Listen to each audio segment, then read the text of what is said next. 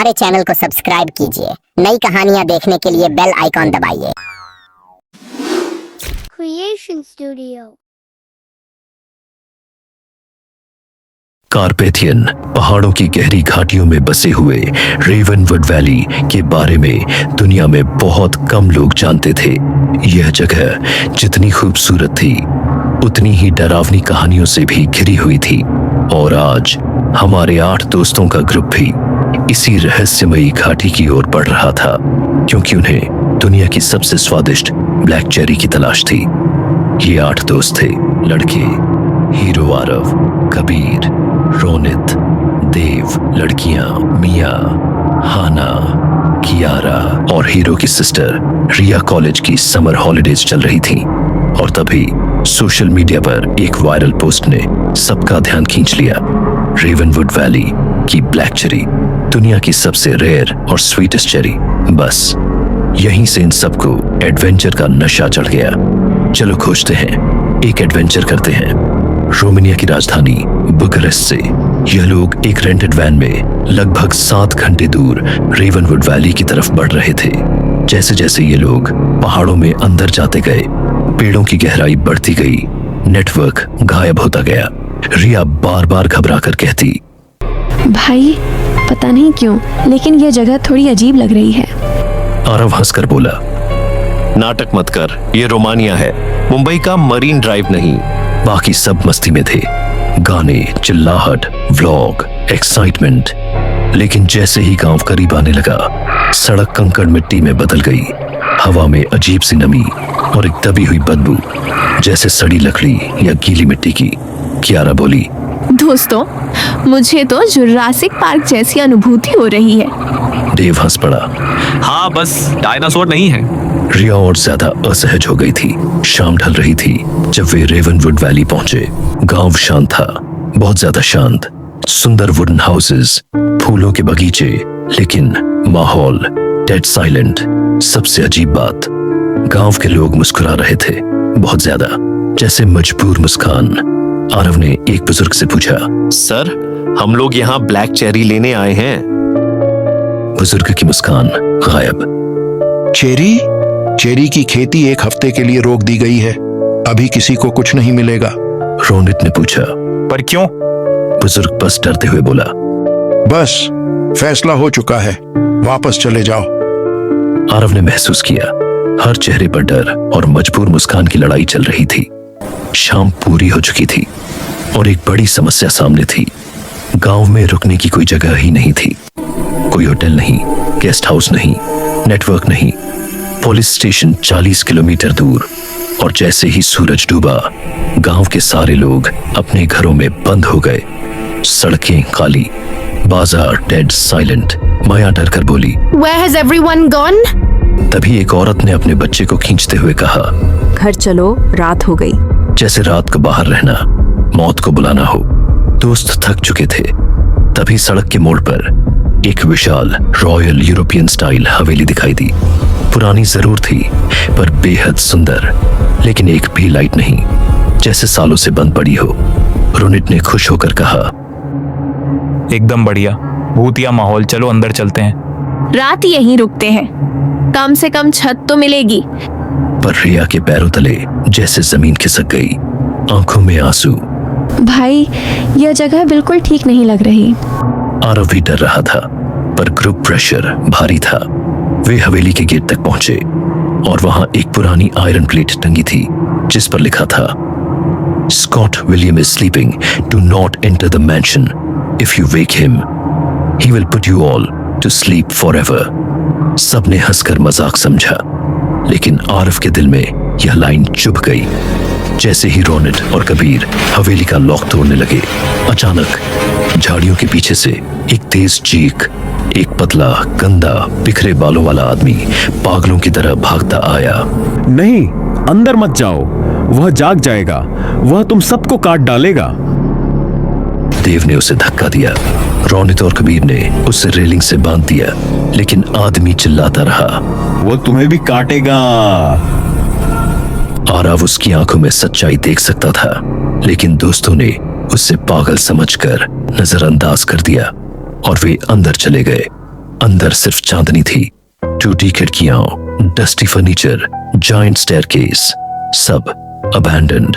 लेकिन एक अजीब बात, हवा में ब्लैक चेरी जैसी हल्की मीठी खुशबू, जैसे कोई बुला रहा हो। सबने ग्राउंड फ्लोर के हॉल में रुकने का फैसला किया।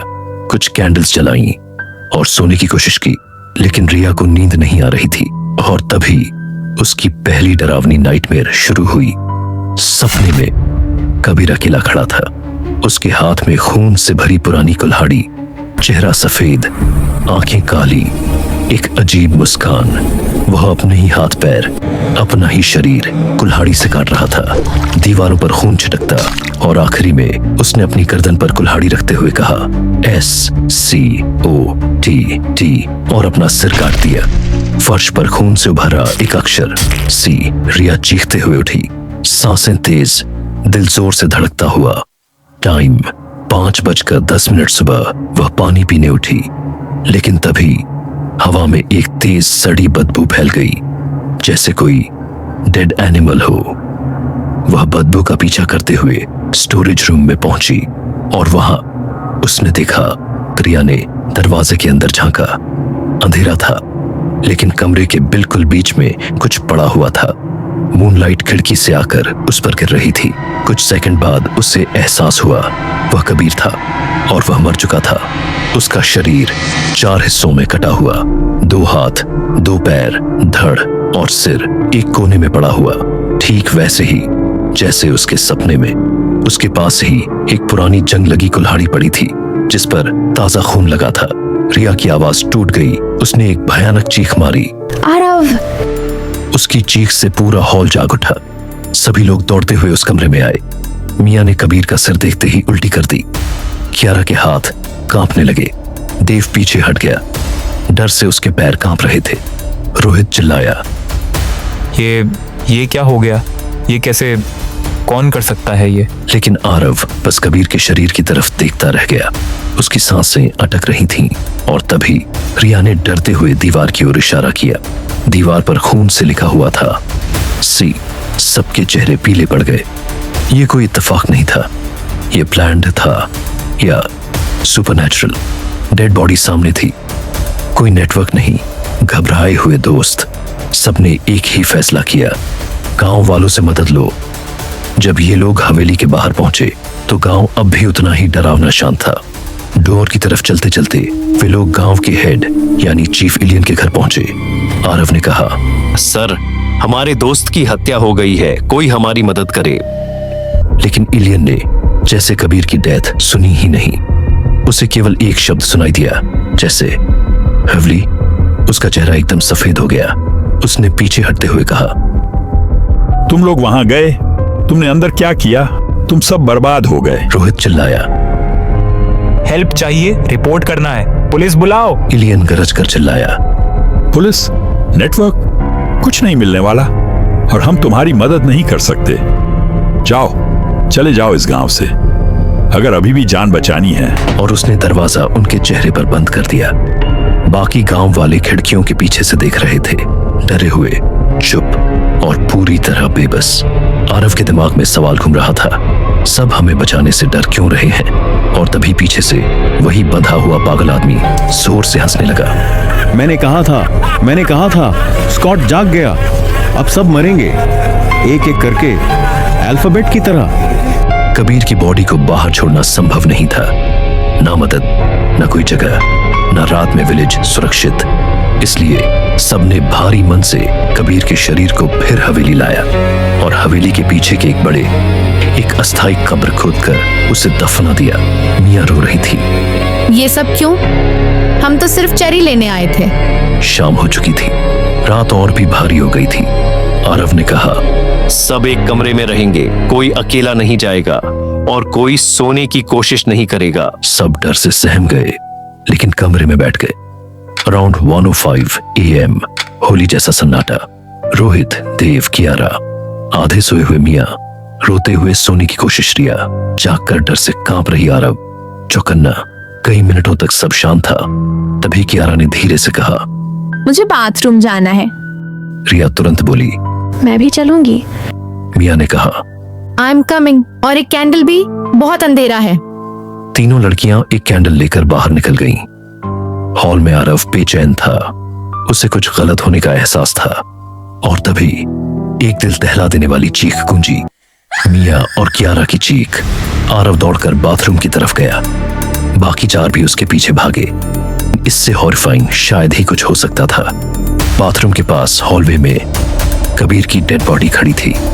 हाँ, वही कबीर जिसे सुबह 6 पीसेस में कटा देखा था, जिसे शाम को दफना दिया था, अब सामने खड़ा था। उसका शरीर पूरा सफेद, जैसे सूखा हुआ, डरावनी नसें बाहर निकली हुई। और सबसे भयानक, उसके पास सिर नहीं था। सिर की जगह कंधे के ऊपर काली धुंध थी और उसके हाथ में वही खून भरी कुल्हाड़ी। वह मिया पर हमला करने वाला था। आरव चिल्लाया, मिया मूव। रिया ने कियारा को पकड़कर हॉलवे से दूर खींचा। कबीर की हेडलेस बॉडी अचानक चीखी, एक तेज, अजीब, इंसानी से अलग आवाज, और तब सबके पैरों तले जमीन खिसक गई। बाथरूम ड्रेन से कबीर का कटा हुआ सिर बाहर लुढ़क कर आया और जोर जोर से बुरी हंसी में चिल्लाने लगा। हा हा हा हा हा हा हा। उसकी आंखें घूम रही थीं, चेहरा मरोड़ा हुआ, धात जैसा पिघला हुआ, और वह एक शब्द चिल्ला रहा था, Scott will not stop. Kiara चीख पड़ी। देव भागते हुए गिर पड़ा। रोहित वहीं जम गया। आरव ने मिया को उठाया और उसे एक दूसरे रूम में खींच कर ले गया। दरवाजा बंद किया। कबीर की बॉडी जोर से दरवाजा पीटने लगी। घूम घूम घूम, हर वार से लकड़ी टूटने लगी। रूम के कोने में मिया बेहोश पड़ी थी। कियारा कांप रही थी। रिया बार बार कह रही थी, ये कोई इंसान नहीं, ये कोई इंसान नहीं। लेकिन दरवाजा टूट गया। कबीर की बॉडी कमरे में घुस गई। आरव ने एक लोहे की छड़ उठाकर उसका रास्ता रोका, लेकिन बेअसर। वह लगभग उछलकर देव पर गिर पड़ा। देव चिल्लाया, भागो। लेकिन शरीर बहुत तेज था। एक बार कुल्हाड़ी देव के कंधे में घुस गई। देव जमीन पर गिर गया। उसके मुंह से खून निकलने लगा। कबीर की डेड बॉडी ने उसे खींचा और ठीक कबीर की मौत की तरह उसे भी टुकड़ों में काट डाला। दीवार पर खून से लिखा हुआ दिखा, टी, दूसरा अक्षर, दूसरी मौत। मिया, कियारा, रिया डर से चीखते हुए हॉलवे की तरफ भागी। कबीर का सिर पीछे से चिल्ला रहा था, D for dead. Next. Next. Next. रिया, मिया और कियारा एक कोने में फंसी थीं। तभी अचानक एक आदमी कॉरिडोर में कूद पड़ा। वही पागल जो बाहर बंधा था, पर इस बार वह पागल नहीं लग रहा था। उसके हाथ में एक जलती हुई घास की मशाल थी। उसने एक मंत्र जैसी चीख मारी और कबीर की बॉडी पर मशाल से आग झोंक दी। कपड़े तुरंत जल उठे। सफेद त्वचा काली पड़ने लगी। कबीर की बॉडी पीछे हटने लगी। जलती हुई कुल्हाड़ी गिर पड़ी और कबीर का सिर धुआं निकलते हुए चीखते चीखते फट गया। पूरी हवेली उसकी चीख से हिल गई। पागल आदमी चिल्लाया, रन। आरव ने कहा, तुम हो कौन? तुम पागल नहीं लगते। वह आदमी भारी सांस लेते हुए बोला, मैं रॉयल मेंशन का पुराना नौकर हूं, स्कॉट विलियम का नौकर, जिसने इस हवेली को श्राप दिया, जो फिर से जाग गया है। आरव कांपती आवाज में बोला, स्कॉट कौन है? ये सब क्यों हो रहा है? वह आदमी बोला, हॉलवे के टूटे हुए दरवाजे से धुआं अब भी उठ रहा था। कबीर की जलती हुई लाश के निशान फर्श पर काले पड़े थे और हवा में एक गंध अटकी हुई थी, जली हुई मांस की। सबके कानों में अभी भी कबीर के फटते सिर की चीख गूंज रही थी। रोनित गुस्से में उसके कॉलर पकड़ते हुए चिल्लाया, ये क्या हो रहा है? कबीर, देव, दोनों को मार दिया गया। विक्टर की मुस्कान टेढ़ी थी। वो जाग गया है, Scott, the blood prince of Ravenwood. सबकी सांसें रुक गईं। रिया, स्कॉट, वो कौन है? क्या है? विक्टर हिचकी भरी सांस लेते हुए कहानी सुनाने लगा। 150 साल पहले यहाँ एक प्रिंस रहता था, स्कॉट विलियम। काला जादू सीख रखा था उसने। अमर होने के लिए उसको ए से जेड तक 26 लोगों की बलि चाहिए थी। अचानक आरव का चेहरा गिरा। 26 मौतें के कबीर, टी, देव, ये अल्फाबेट? विक्टर ने गहरा सिर हिलाया। हर मौत एक लेटर है और जिसको वो काटता है उसका नाम उस लेटर से शुरू होता है। कियारा कांपते हुए। हमारा क्या? मेरा नाम तो कैसे? विक्टर ने डरावनी आवाज में कहा। स्कॉट नाम नहीं देखता, सिर्फ एक ऑर्डर फॉलो करता है। A, B, C, D। तुम सब इस लिस्ट में हो। पैरों के नीचे जमीन जैसे गायब। मिया रोते हुए। मुझे घर जाना है, प्लीज। विक्टर ने हाथ उठाकर कहा।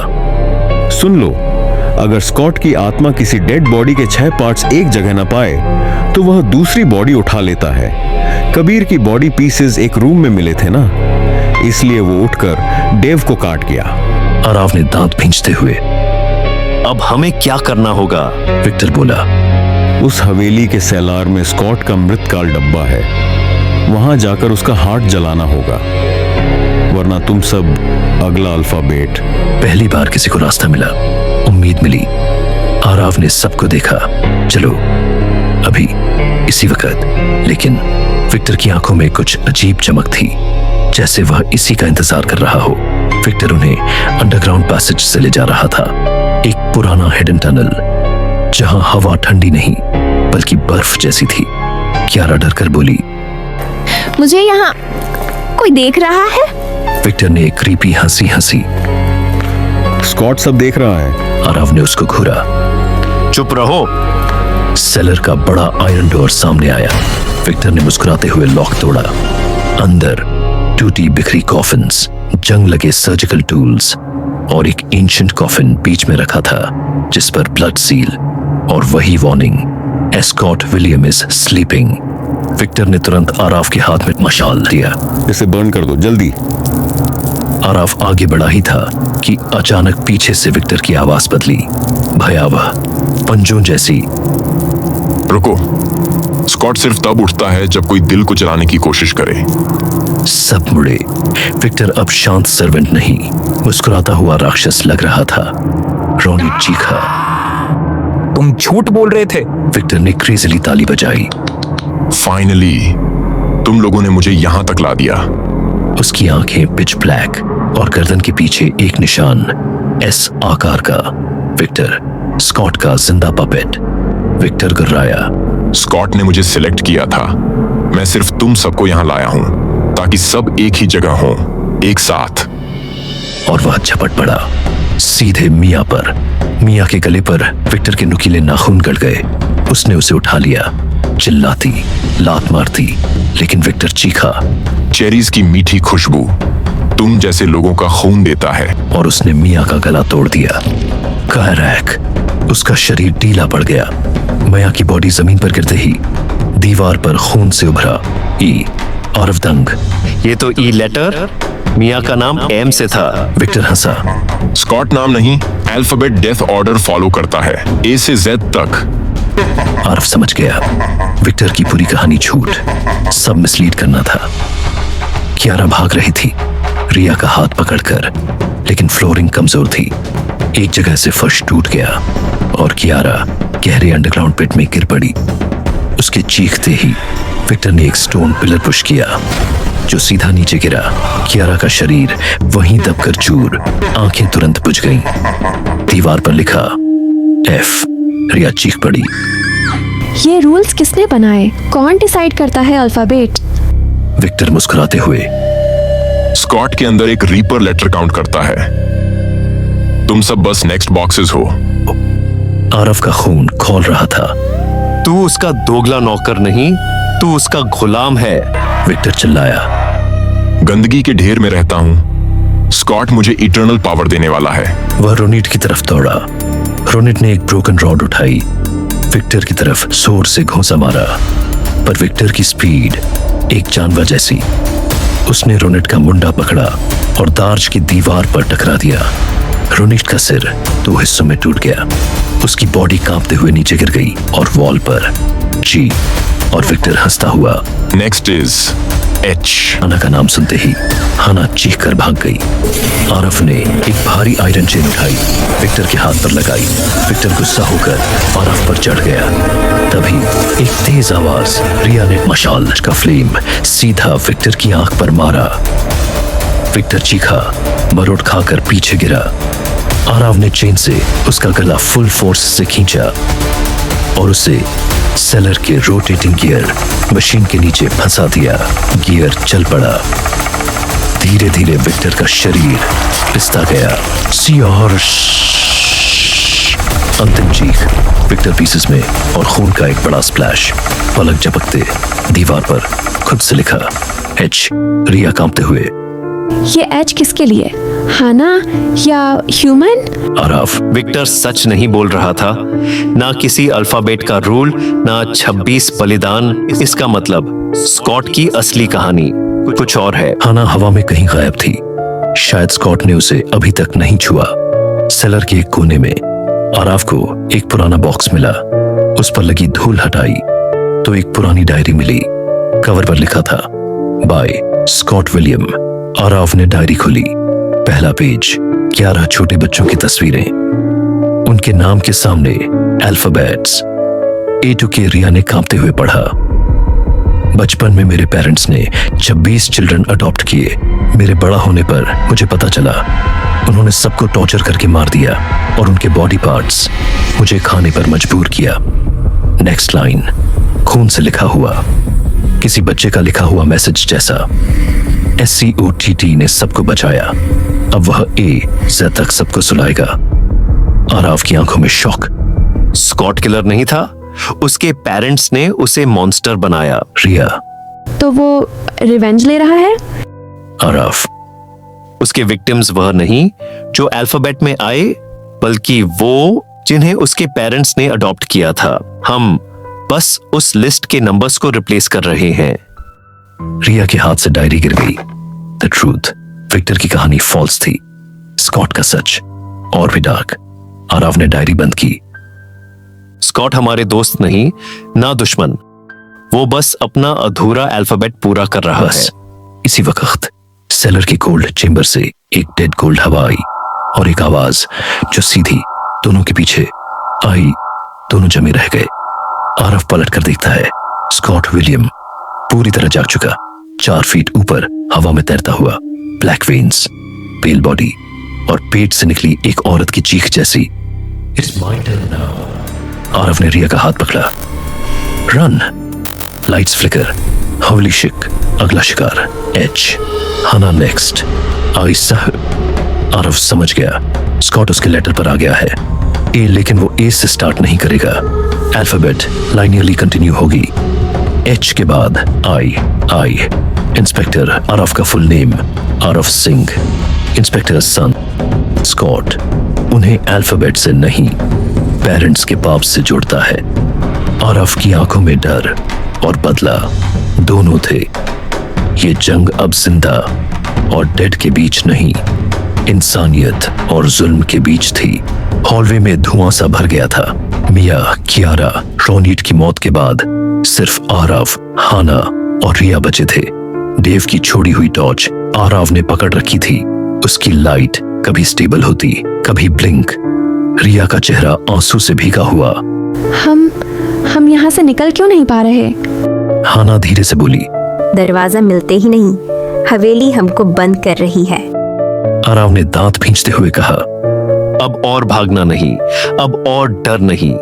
स्कॉट को रोकना पड़ेगा, वरना हम सब मर जाएंगे। पर उन्हें पता नहीं था, उनके साथ एक और शैडो चल रही थी, आखिरी शिकार की तलाश में।